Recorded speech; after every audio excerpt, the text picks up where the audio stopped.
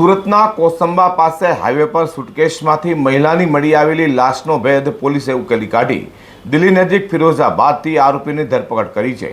તો લિવ ઇનમાં રહેતા પ્રેમીએ જ આરોપી નીકળવા પામ્યો છે. કોસંબા ખાતે સોમવારે સુટકેશમાંથી મહિલાનો મૃતદેહ મળવા મામલે એલસીબીએ આરોપીની દિલ્હી નજીક ફિરોઝાબાદથી ધરપકડ કરી છે.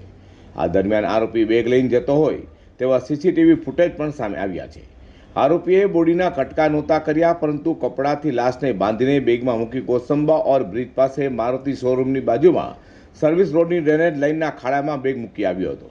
હાલ તો દિલ્હી પોલીસે ઝડપાયેલા હત્યારા આરોપીનું નામ રવિ શર્મા છે, જે મૂળ બિહારના મુઝફ્ફરનો રહેવાસી છે.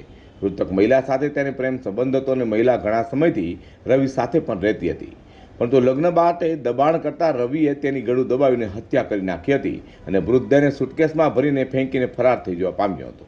શરૂઆતમાં લોકોને લાગી રહ્યું હતું કે મહિલા જે પુરુષ સાથે રહે તે તેની પતિ છે, પરંતુ આખરે જાણવા મળ્યું કે તે તેનો પ્રેમી હતો.